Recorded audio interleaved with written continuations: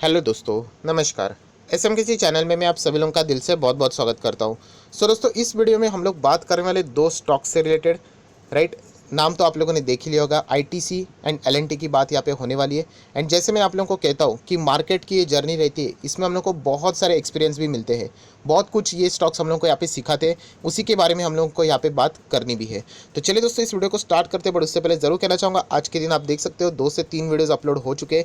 सुबह video upload हुआ था, बहुत से लोग आज भी पूछ रहे कि सर आने वाले नेक्स्ट 5 दिन मार्केट कैसा चलेगा, तो इससे रिलेटेड वीडियो बनाया कि नहीं। सो लिंक नीचे डिस्क्रिप्शन बॉक्स में ऑलरेडी मैंने बनाया है। नोटिफिकेशन के इशू के कारण अब तक वो वीडियो नहीं पहुंचा है। फर्स्ट टाइम विजिट किया, चैनल को सब्सक्राइब करना। स्टॉक मार्केट क्लासेस को भी फॉलो कर सकते हो, लिंक ऊपर आई बटन पे नीचे डिस्क्रिप्शन बॉक्स में मिल जाएगी। दोस्तों, अभी हम लोग आ चुके हैं बिल्कुल हमारे नॉर्मल स्क्रीन के ऊपर। पहले फटाफट हम लोग दोनों स्टॉक्स कवर कर लेते हैं। आईटीसी की बात करें तो बीच में ज़बरदस्त हम लोग को एक स्पीड पकड़ते हुए देखने को मिला था। ऐसा लगा था कि अभी वापस अपने पुराने लेवल पे जाते हुए देखने को मिलेगा, बट अगेन हम लोग को ये सारी चीज़ें थोड़ी टाइम के लिए देखने को मिली। अगर मैं 1 मंथ का चार्ट पैटर्न दिखा दूँ तो अभी वापस हम लोगों को ये स्टॉक नीचे आते हुए यहाँ पे देखने को मिल रहा है। बहुत सारे लोगों के पोर्टफोलियो में, स्पेसिफिकली अगर मैं बात करूँ तो बड़े बड़े इन्वेस्टर के भी पोर्टफोलियो में ये स्टॉक है, क्योंकि वैल्यूएशन की जब हम लोग बात करते हैं ना, सब कुछ बढ़िया है। मतलब यहाँ पे कुछ है ही नहीं। पीई रेशो देख लेना, 19 के आसपास का पीई रेशो। वैल्यूएशन की बात करें, सेक्टर की बात करें, बिजनेस की बात करें, हर कोई चीज़ हम लोग को यहाँ पे देखने को मिलती है।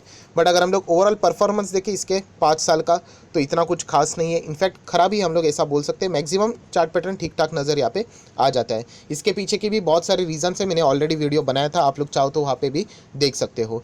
देन अगर हम लोग यहाँ पे बात करें, दूसरा भी स्टॉक है, उसके ऊपर हम लोग जाते हैं, बट एक बार आईटीसी का परफॉर्मेंस देख लेते हैं। 54% की डिलीवरीज 12 मार्च तक हम लोग को देखने को मिल चुकी है।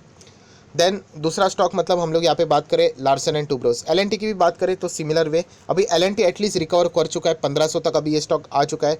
6 महीने की बात करें, अच्छी रिकवरी है।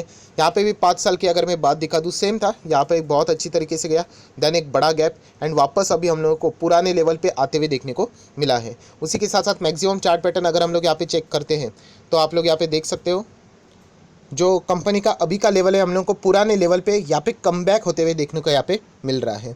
सो अगर हम लोग दोनों कंपनी की बात करें, आईटीसी या फिर एलएनटी, उसमें से एलएनटी तो हम लोग कह सकते हैं इनके शेयर होल्डर अभी एक चैन की सांस ले रहे हैं। एटलीस्ट उनके कॉस्ट के आसपास उनका स्टॉक यहाँ पे नज़र यहाँ पे आ रहा है। आईटीसी अभी भी हम लोग को स्ट्रगल करते हुए यहाँ पे देखने को मिल रहा है। आईटीसी की अगर हम लोग बात करें, बैलेंस शीट भी देखोगे तो बहुत बढ़िया है। 60,000 करोड़ के रिजर्व से, उससे भी ज़्यादा। कर्जे की बात करें तो लगातार कम होने वाला कर्जा 7.89, नाउ 5.63 करोड़ का कर्जा, मतलब कुछ भी नहीं, ऐसा हम लोग कह सकते हैं। शॉर्ट टर्म बोरिंग की बात करें तो वो भी यहाँ पे ना, मतलब कुछ है ही नहीं, जीरो ही है, ना के बराबर नहीं, प्योर जीरो हम लोग को देखने को मिल रहा है। एंड कैश की भी बात करें, 2,500 करोड़, 3,700 करोड़, 6,800 या फिर 7,000 करोड़ का कैश भी है। सो दोस्तों, सारी बातों की अगर हम लोग बात करें, आईटीसी बहुत ही ज़बरदस्त परफॉर्मेंस देने वाला स्टॉक यहाँ पे नज़र आता है। एंड उसी के साथ साथ एलएनटी की भी अगर हम लोग बात करें तो ये भी ज़बरदस्त परफॉर्मेंस देने वाला स्टॉक यहाँ पे हम लोग को देखने को मिलता है। बट जितना इन लोगों के बड़े नाम है, उतने फास्ट रिटर्न अभी तक हम लोग को यहाँ पे देखने को नहीं मिले हैं। एंड इसी के चलते हम लोग को कुछ बातें यहाँ पे करनी है। दोस्तों, सिमिलर टाइप का वीडियो मैंने कुछ ही दिनों पहले यहाँ पे बनाया था, जहाँ पे मैंने और एक स्टॉक को यहाँ पे कवर किया था, अगर आप लोगों को याद रहेगा। एंड उसका नाम दोस्तों यहाँ पे है कोल इंडिया। यस दोस्तों, कोल इंडिया से रिलेटेड भी बीच में मैंने वीडियो बनाया था, and same logic, same pattern मैंने आपको बताया था। एंड अगर आप लोग देखते हो, ऐसे वीडियोस बहुत सारे लोग कम देखते हैं। क्यों? क्योंकि यहाँ पे लर्निंग की बातें होती है, यहाँ पे कोई अर्निंग की बातें नहीं हो रही, कोई पैसे की बात नहीं हो रही है। तो ऐसी चीज़ों में रिटेल इन्वेस्टर कम इंटरेस्ट दिखाते हैं, जो कि बहुत ही गलत एटीट्यूड रहता है, क्योंकि यही चीज़ें आप लोगों का पोर्टफोलियो डेवलप करते हैं, बिल्ड करते हैं, राइट। कोल इंडिया में भी सेम चीज़ है दोस्तों, ये एक डेट फ्री कंपनी है। फिर भी अगर आप लोग इसका भी परफॉर्मेंस देखोगे तो आईटीसी एंड एलएनटी से भी वर्स्ट परफॉर्मेंस हम लोग को देखने को मिल रहा है। जब से शुरू हुआ था तब से लेके आज तक कंपनी ने अभी तक कैपिटल, मतलब बोलते हैं ना, कॉस्ट तक अपने शेयर होल्डर को रिकवर करके नहीं दी है। सो दोस्तों, ये जो चीज़ें हम लोग देखते हैं, और ये कंपनी कोई ऐसी वैसी कंपनी नहीं है, लार्ज कैप कंपनी। तीनों की बात करें तो लार्ज कैप कंपनी है, बहुत ही शानदार कंपनी। पीई रेशो की बात करें तो बिल्कुल बोलते हैं बुकिश, जितना भी नॉलेज रहता है ना दोस्तों, उसको हम लोग यहाँ पे फॉलो कर लेते हैं। सो यहीं पे हम लोग को कुछ पॉइंट्स सीखने हैं दोस्तों। अगर हम लोग बात करें, तीनों कंपनी को पकड़ लेते हैं, LNT, ITC and Coal India. So दोस्तों हमेशा याद रखना ये दो बातें। सबसे पहले अगर हम लोग बात करें, देखिए जो बुकिश नॉलेज रहता है वो इंपॉर्टेंट ज़रूर रहता है, बट उसको ब्लाइंडली फॉलो नहीं करना है। हर वक्त ऐसी चीज़ें नहीं रहती। जैसे मैं इससे पहले भी बता चुका हूँ कि अगर हम लोग पीई रेशो की बात करते हैं, अगर बहुत ज़्यादा पीई रेशो है हायर लेवल का, मतलब वो स्टॉक खराब ही है, ऐसा कभी भी नहीं। अच्छे स्टॉक हमेशा आपको हायर लेवल के पीई के ऊपर ही देखने को मिलेंगे, राइट। ये भी चीज़ हम लोगों ने देख ली है, तो ये चीज़ हमेशा याद रखनी है। उससे भी सबसे ज़्यादा इंपॉर्टेंट जो बात मैं हमेशा हमेशा कहता हूँ, जो कि कभी भी रिटेल इन्वेस्टर ने लाइटली नहीं लेनी है, वो है पोर्टफोलियो डाइवर्सिफिकेशन। ये सबसे बड़ा मुद्दा है दोस्तों, जो कि रिटेल इन्वेस्टर फॉलो नहीं करते हैं। एक ही स्टॉक में इतना ज़्यादा पैसा लगा देते हैं, एंड अगर वो स्टॉक चल गया तो अच्छी बात है, बट अगर वो नहीं चला तो बहुत बुरी तरीके से फंस जाते हैं। जैसे मैं हमेशा कहता हूँ दोस्तों, ये देखिए, ये अगर आपका ये पोर्टफोलियो बहुत ही इंपॉर्टेंट है, जो मैं इससे पहले भी आपको ये चीज़ें सिखा चुका हूँ। 1 2 3 4 5 6 7 8 9 10, एटलीस्ट 10 स्टॉक तो आपके पास होने चाहिए। और हमेशा ये मेंटली बोलते हैं ना, आप लोगों ने प्रिपेयर्ड रहना होता है। ये जो बातें मैं हमेशा आपको कहता हूँ, ये रिटेल इन्वेस्टर सुनना पसंद नहीं करते, राइट। बट एक्चुअल में यही बातें दोस्तों ऐसी है जो कि आप लोगों को नेक्स्ट लेवल पे लाके खड़ी कर देगी, राइट। ये जो चीज़ें हैं, देखिए कुछ लोगों के पोर्टफोलियो में ये स्टॉक्स होंगे, कुछ लोगों के पोर्टफोलियो में स्टॉक नहीं रहेंगे, एंड अगर नहीं है तो आप लोगों ने दूसरों के गलतियों से कुछ चीज़ें सीखनी है। तो क्या यहाँ पे सीखना है दोस्तों, ये आईटीसी, एलएनटी, कोल इंडिया जैसे स्टॉक हम लोग को यही सीख देते हैं कि मार्केट में बहुत सारे अच्छे अच्छे स्टॉक भी है, बट कभी कभी वो नहीं चलते हैं, नहीं चलेंगी। अगर बाइंग होगी तो ही तो वो स्टॉक चलेगा, तो ये नहीं चलते। तो इससे बचने का उपाय यही होता है कि पोर्टफोलियो को ऐसे डाइवर्सिफाई करके चलो, अलग अलग स्टॉक में पैसा रखो। एटलीस्ट 10 स्टॉक का पोर्टफोलियो तो आपको होना चाहिए, एंड किसी भी एक स्टॉक में 10% से ज़्यादा पैसा हम लोगों ने नहीं फंसाना है। क्यों? अगर कल वो स्टॉक आईटीसी जैसा निकला तो, एलएनटी जैसा निकला तो, हालांकि हम लोग हमेशा नेचर चेक कर लेते, वो स्लो चलने वाले स्टॉक रहते, बट फिर भी हम लोग वर्स्ट कंडीशन पकड़ के चलते कि होगा ही होगा। एंड ये इससे पहले भी ये सारी बातें मैंने आपको सिखाई है कि मेंटल लेवल का जो बोलते हैं ना, ये प्रिपरेशन रहता है।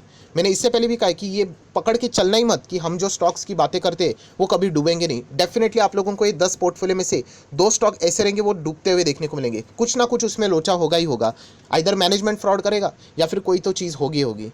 सो इसका सॉल्यूशन ये नहीं है कि मार्केट को छोड़ के निकल जाए, इसका सॉल्यूशन ये है कि पोर्टफोलियो को डाइवर्सिफाई करके रखो। अभी ऐसा तो नहीं होगा कि आपके 10 के 10 स्टॉक में फ्रॉड हो गया, ऐसा बिल्कुल भी नहीं होता है। एंड इस 10 स्टॉक में से दोस्तों अगर 2 से 3 भी स्टॉक चल गए ना, तो फ्यूचर में इस बाकी के जितने भी 6 से 7 स्टॉक है ना जो आप होल्ड करते हो, वो लॉस में भी रहेंगे ना, उसको भी वो रिकवर करके पैसा दे देंगे।